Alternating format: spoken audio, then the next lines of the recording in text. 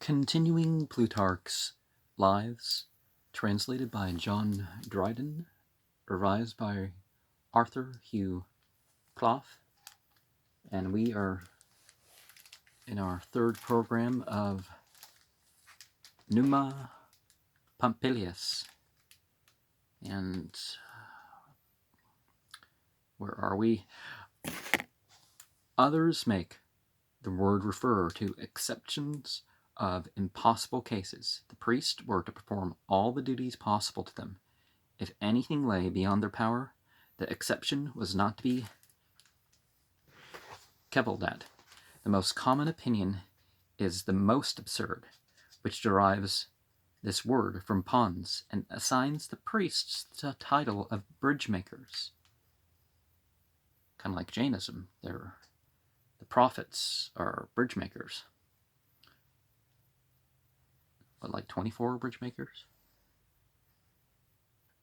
The sacrifices, which is interesting because that's the number mentioned before Muhammad in the Quran.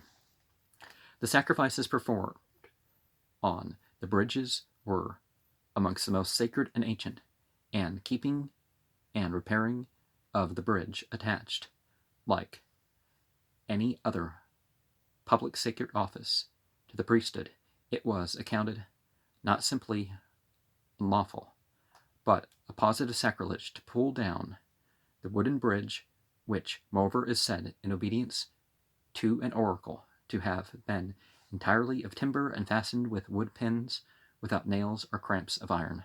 Well, there's 3 unnamed ones, so, but 24 named ones. I don't think I have the Jain text that mentions the list of the Jain ones that the Jains refer to. Well, the Quran doesn't say only 24, it just names that many, and gives the case of 3 others. But the stone bridge was built a very long time after when Amelius was quaestor, and they do indeed say also that the wooden bridge was not so old as Numa's time, but was finished by Ancus Marques when he was king, who was the grandson of Numa by his daughter.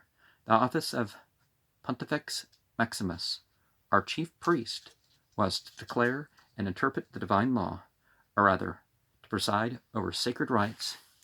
He not only prescribed rules for public ceremony, but regulated the sacrifices of private persons, not suffering them to vary from established custom, and giving information to every one of what was requisite for purposes of worship or supplication.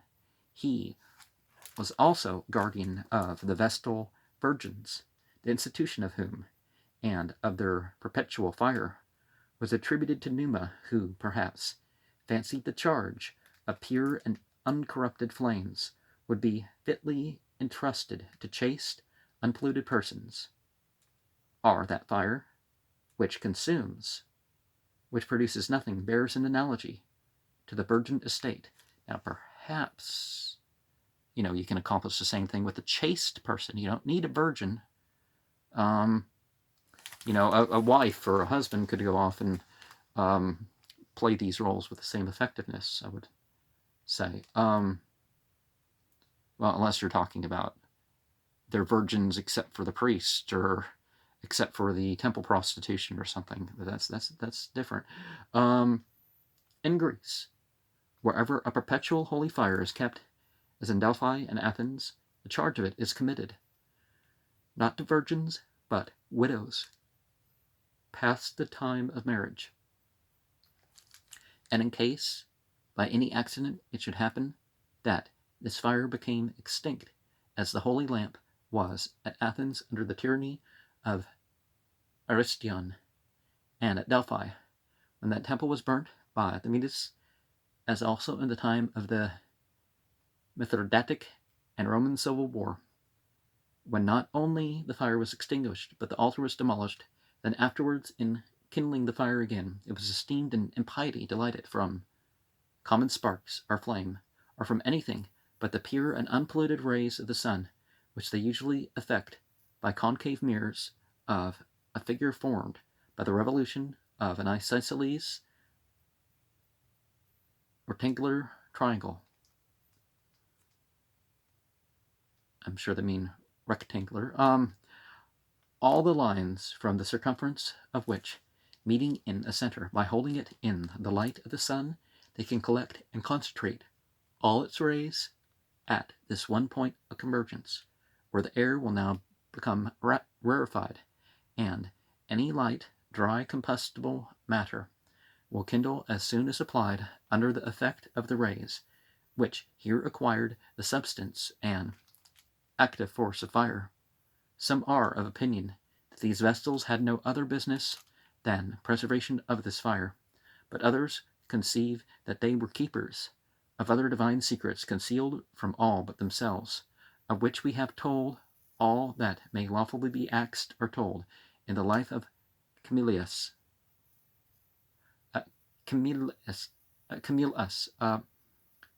Gagania, and Verenia. It is recorded were the names of the first two virgins consecrated and ordained by Numa. Canulia and Tarpeia succeeded. Servius afterwards added 2, and the number of 4 has continued to the present time. Now, in the mythology that, in the mythological view that I would present, I would say that there is no beyond marriageable age if you're already married. That even people who are, even a male who's incapable of producing children, it's best to spend one's remaining days. If you think you're going out to battle and you're probably going to be one of the first ones killed, get married. That's literally what is recommended according to the claims of inspired sayings. Now, I'm not saying get married just to get married.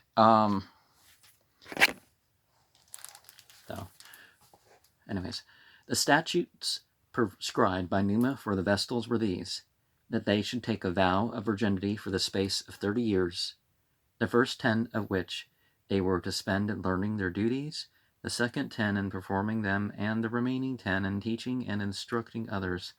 Thus, the whole term being completed, it was lawful for them to marry, and leaving the sacred order, to choose any condition of life that pleased them, but this permission few, as they say, made use of, and in case of where they did so, it was observed that their change was not a happy one, but accompanied ever after with regret and melancholy, so that the greater number from religious fears and scruples forbore and continued to old age and death in the strict observance of a single life. For this condition he compensated by great privileges and prerogatives, as they had power to make a will in the lifetime of their father, that they had a free administration of their own affairs without guardian or tutor, which was the privilege of women who were the mothers of 3 children. When they go abroad, they have the facets carried before them, and if in their walks they chance to meet a criminal on his way to execution, it saves his life, upon oath made that the meeting was an accidental one, and not concerted or of set purpose. Now, the fasces, Fasces, is where we get the term fascism from, because they're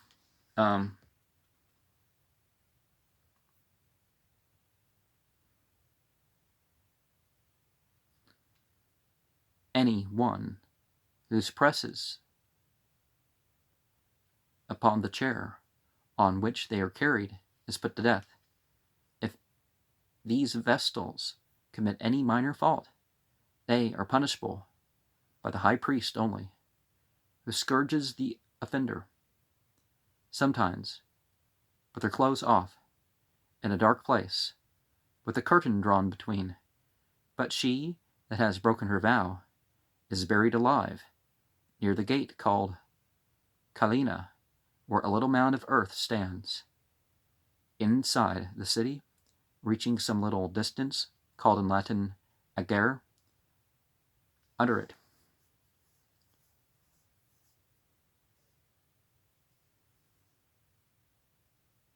a narrow room is constructed.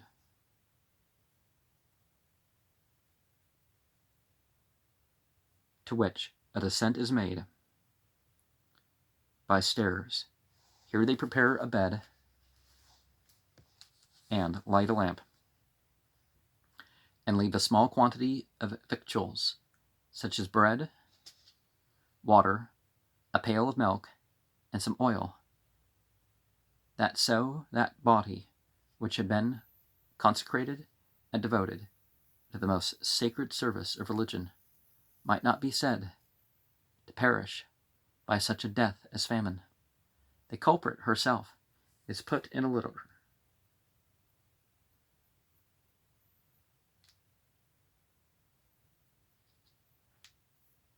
which they cover over and tie her down with cords on it.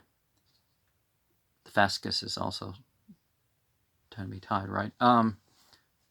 So that nothing she utters may be heard. They then take her to the forum.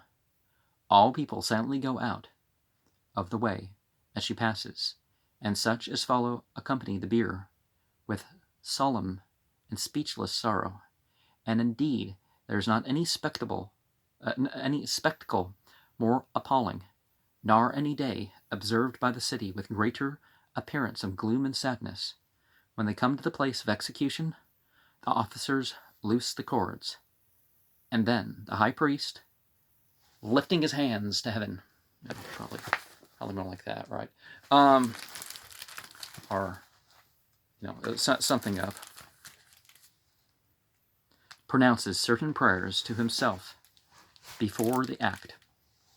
Then he brings out the prisoner, being still covered, and placing her upon the steps that lead down to the cell, turns away his face with the rest of the priests.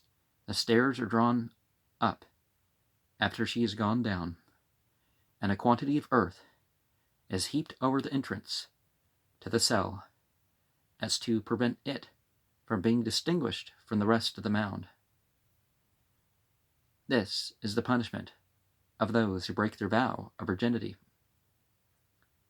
It is said also that Numa built the temple of Vesta, which was intended for a repository of the holy fire, of a circular form, not to represent the figure of the earth as if that were the same as Vesta, but that of the general universe, in the center of which the Pythagoreans place the element of fire, and give it the name of Vesta, and the unit, and do not hold that the earth is immovable, or that it is situated in the center of the globe, but that it keeps a circular motion about the seat of fire, and is not in the number of the primary elements. In this agreeing with the opinion of Plato, who they say in his latter life conceived that the earth held a lateral position, and that the central and sovereign space was reserved for some nobler body. And remember those four-sided crystals. Not pyramid, well, kind of pyramidal, because you got three sides and they got one side. I mean, you don't have to, you can use that to symbolize fire.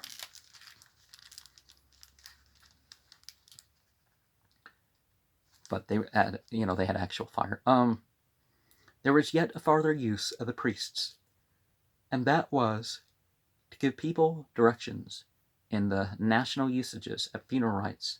Numa taught them to regard these offenses not as a pollution, but as a duty paid to the entities below, into whose hands the better part of us is transmitted, especially they who were to worship the female entity,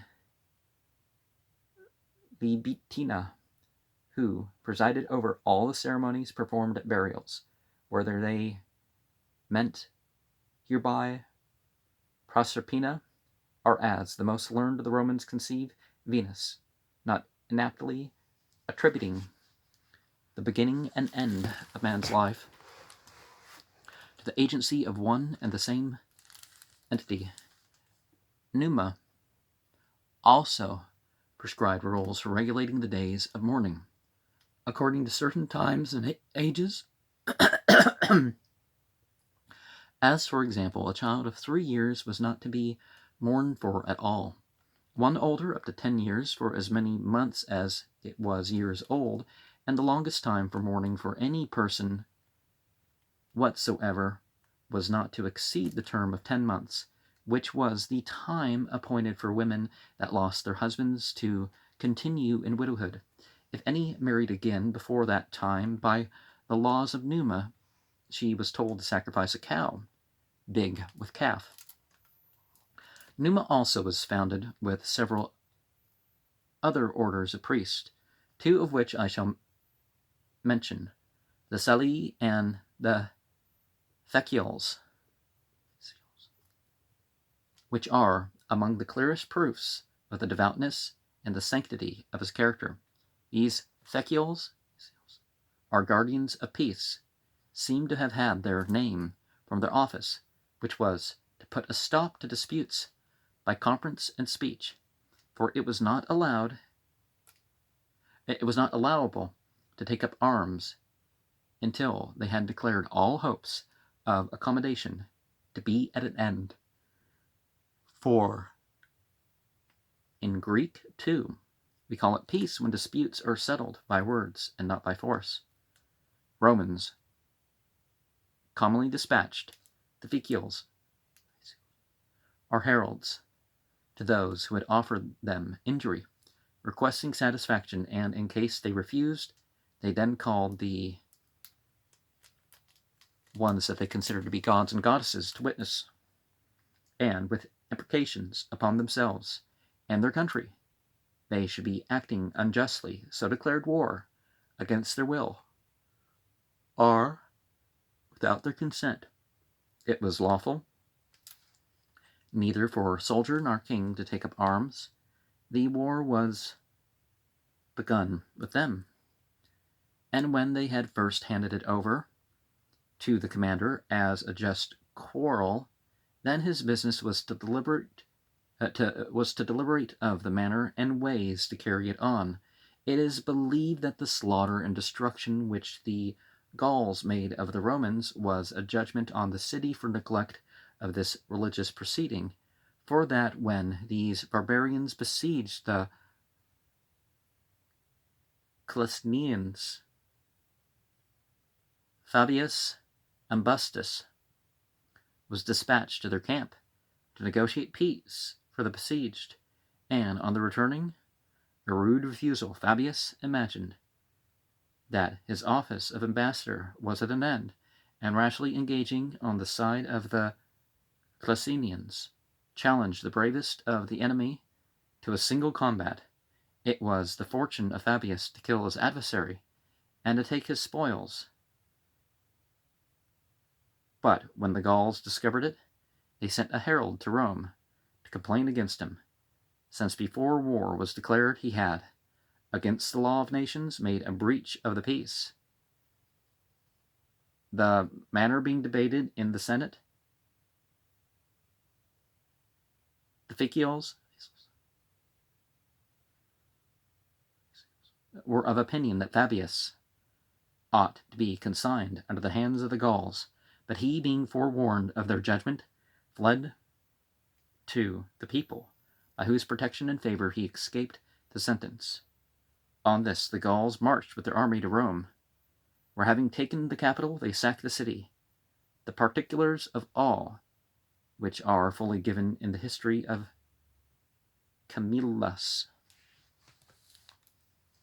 The origin of Salii is this: in the 8th year, in the reign of Numa, a terrible pestilence, which traversed all Italy, ravaged likewise the city of Rome, and the citizens being in distress and despondent, a brazen target, they say, fell from heaven into hands of Numa, who gave them this marvelous account of it. that Egeria and the Muses had assured him it was sent from heaven for the cure and safety of the city, and that to keep it secure he was ordered by them to make 11 others so like in dimensions and form to the original that no thief should be able to distinguish the true from the counterfeit. He farther declared that he was commanded to consecrate to the Muses the place and the fields about it, where they had been chiefly wont to meet with him, and that the spring which watered the fields should be hallowed for the use of the Vestal Virgins, who were to wash and cleanse the penetralia of their sanctuary with those holy waters, the truth of all which was speedily verified by the cessation of the pestilence. Numa displayed the target to the artificers, and bade them show their skill in marking others like it. All despaired until at length one Mamurius Veturius, an excellent workman, happily hit upon it, and made all so exactly the same that Numa himself was at a loss and could not distinguish. The keeping of these targets was committed to the charge of certain priests called Salii, who did not receive their name, as some tell the story, from Salius, a dancing master, born in Samothrace, or at Mantinea, who taught the way of dancing in arms, but more truly from that jumping dance which the Salii themselves use, when in the month of March they carry the sacred targets through the city, at which procession they are habited in short frocks of purple, girt with a broad belt studded with brass,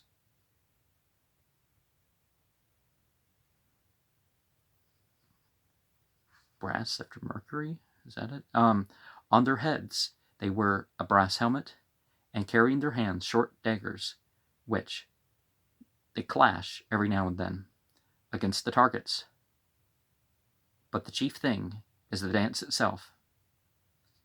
They move with much grace, performing in quick time and close order various intricate figures with a great display of strength and agility.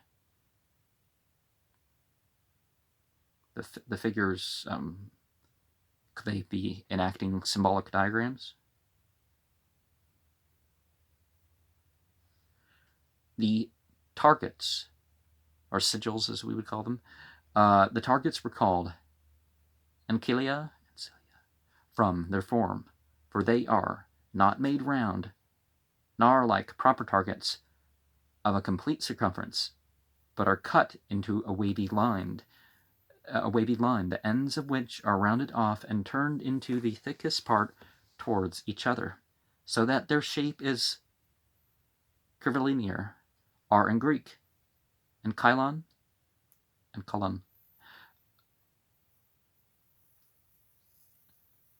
Salon, some people would say it, and Cylon, but that's not the Greek way to say it, are the name which came from Ancon, the elbow, on which they are carried. Thus Juba writes, who is eager to make it Greek, but it may be, for that matter, from its having come down Anacathan from above, or from its acasis, our cure of diseases, our alkman lasis,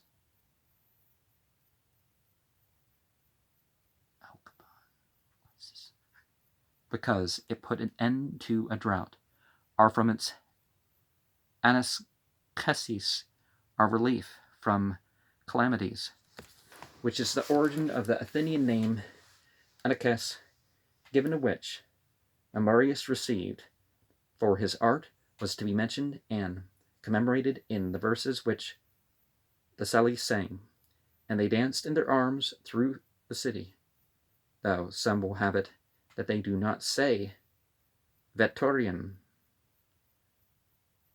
Mamurium, but Veterum Memoriam, ancient remembrance. After Numa had, in this manner, instituted These several orders of priests he erected near the temple of Vesta, what is called to this day Regia, our king's house, where he spent the most part of his time performing divine service, instructing the priests, or conversing with them on sacred subjects.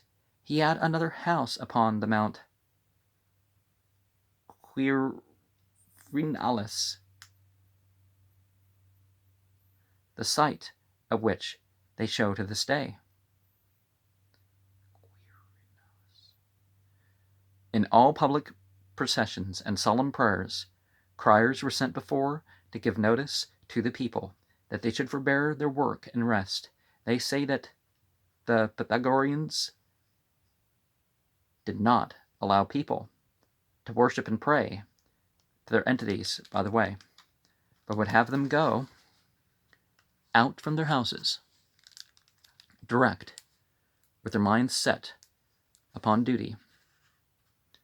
And Numa, in like manner, wished that his citizens should neither see nor hear any religious service in a perfunctory and inattentive manner, but, laying aside all other occupations, should apply their minds to religion as to a most serious business, and that the streets should be free from all noises and cries that accompany manual labor, and clear for the sacred solemnity. Some traces of this custom remain at Rome to this day, for when the consul begins to take auspices or do sacrifice, they call out to the people, Hoc aga, attend to this, whereby the auditors then present are admonished to compose and recollect themselves. Many other of his precepts resemble those of the Pythagoreans. The Pythagoreans said, for example, Thou shalt not make a peck measure thy seat to sit on. Thou shalt not stir the flame, the fire with the sword. When thou goest out upon a journey, look not behind thee. When thou sacrificest to the celestial entities, let it be with an odd number, and when to the terrestrial, with an even. Now, in Islam, they don't overeat and all that, but there's general use of the odd number. But there's certainly even number things that this is the rule. No more, no less. This is the rule. This is even number. But in general, voluntary things per se, anything down to, well, eat 3 eggs, wash 3 times. Once is sufficient, and once wiping over with water and all that stuff. But anyways, so we have both that symbolism used there. The significance of each, but celestialism beyond, not necessarily just the sky and another part of creation. The significance of each, which precepts they would not commonly disclose. So some of Numa's traditions have no obvious meaning. Thou shalt not make libation to the entities of wine from an unpruned vine. No sacrifices shall be performed without meal. Turn round to pay adoration to the entities. Sit after you have worshipped. The first 2 directions seem to denote the cultivation and subduing of the earth as a part of religion, and as to the turning, which the worshippers are to use in divine adoration, it is said to represent the rotary motion of the world, but in my opinion the meaning rather is that the worshipper, since the temple's front the east, enters with his back to the rising sun, much like you see in monotheism or monotheistic particulars to the main temples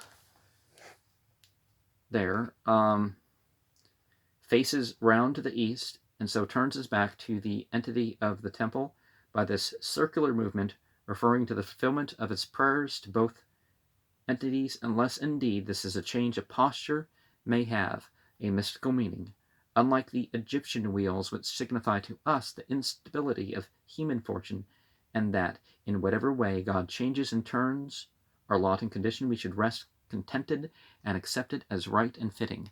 Now, the form is per se, you know, enacting the obedience, but the symbolic, a lot of that will just is different to the different types of people.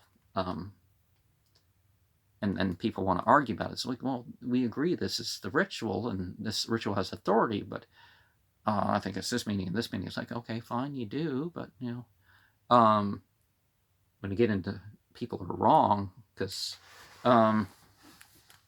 they identify with one or the other. They say also that the sitting after worship was to be by way of omen of their petitions being granted, and the blessing they ask assured to them again, as different courses of actions are divided by intervals of rest. They might seek themselves after the completion of what they had done, to seek favor of the entities for beginning something else, and this would very well suit with what we had before. The lawgiver wants to habituate us to make our petitions to the entity not by the way, and as it were, in a hurry when he have other things to do, but with time and leisure to attend to it. By such discipline and schooling in religion, the city passed insensibly into such a submissiveness of temper, and stood in such awe and reverence of the virtue of Numa, that they received with an undoubted assurance whatever he delivered, though never so fabulous, and thought nothing incredible or impossible from him. There goes a story that he once invited a great number of citizens to an entertainment, at which the dishes in which the meat was served were very homely and plain, and the repast itself poor and ordinary fare.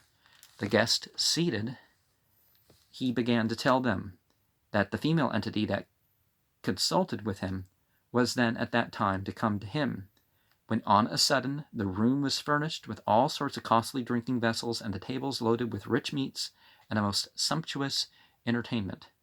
But the dialogue which is reported to have passed between him and Jupiter surpasses all the fabulous legends that were ever invented. They say that before Mount Aventine was inhabited, are enclosed within the walls of the city, two demigods, Picus and Faunus, frequented the springs and thick shades of that place, which might be two satyrs or pans, except that they went about Italy playing the same sorts of tricks by skill in drugs and magic,